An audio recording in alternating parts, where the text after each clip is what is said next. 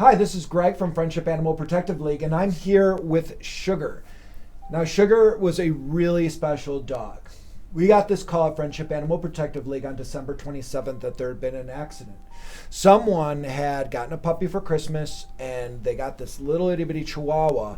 And as sometimes happens with these little dogs, the accident was that supposedly one of the children in the home had dropped the puppy, and it had gone into shock.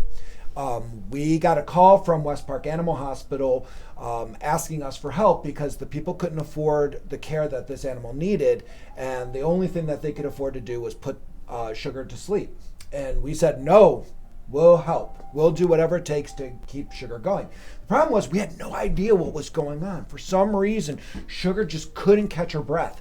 And she spent the entire first 2 weeks at West Park Animal Hospital on oxygen as they tried to figure out what was going on. But she just kept on not being able to catch her breath, and it was really scary.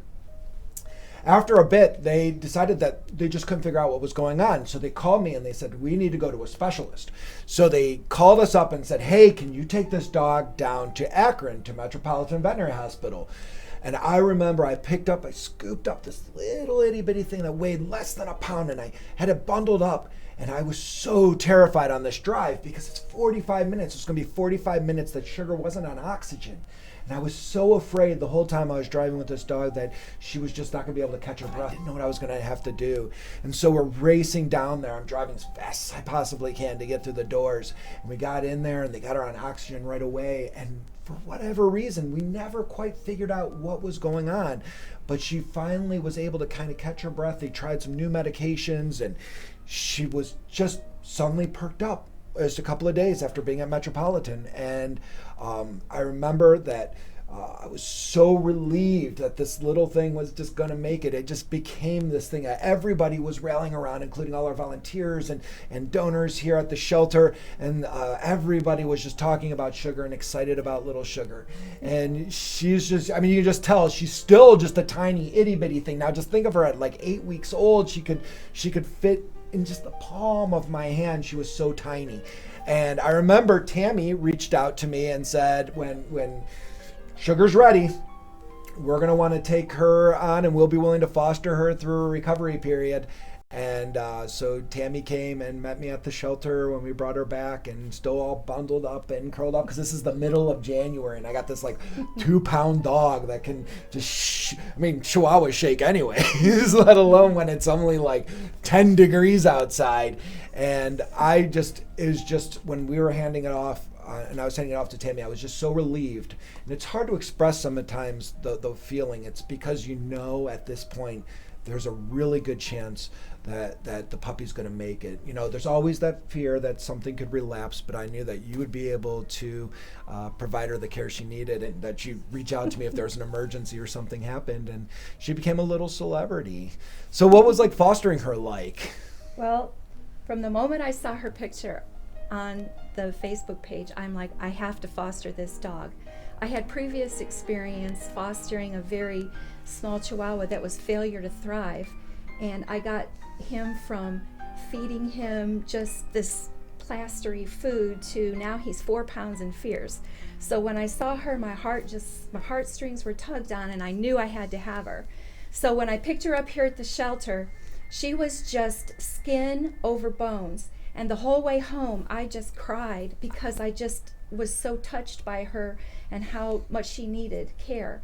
So I got her home, and all I've done is just love her and care for her. And then, to my surprise, after several months, when Greg said maybe it was time to find her a foster that would adopt her, I guess the look on my face said it all. And I went home that night and I said to my husband, are we really able to let her go? Because our other 2 dogs had adopted her themselves before we had made that decision. And therefore we decided to keep her, and she's now part of our family. She's a year old, and as you can see, she really runs the household.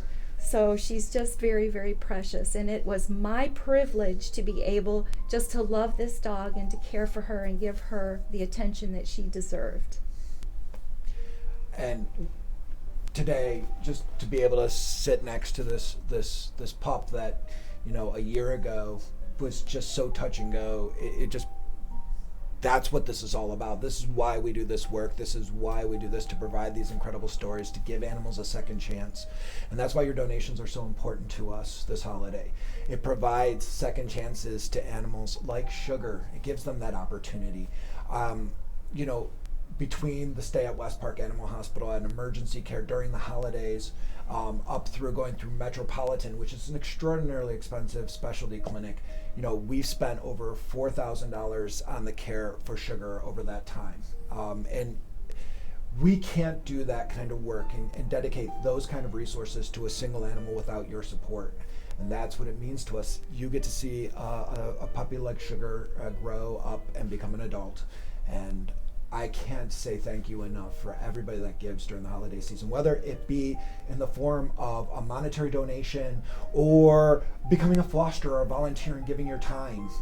Fostering, you can see the result of fostering and what fostering means to an animal. It's the opening up of your home and your heart to something in need. I cannot tell you how much we appreciate all our volunteers, our board, and our foster families that make this place go and give animals like Sugar that second chance. So however you decide it's in your heart to give and contribute to the care of these animals, we so appreciate it. I hope you guys have a happy holiday and Merry Christmas from all of us here at Friendship Animal Protective League, and especially from little Sugar and all those who cannot say Merry Christmas themselves. We get to say it on behalf of them. So thank you so much.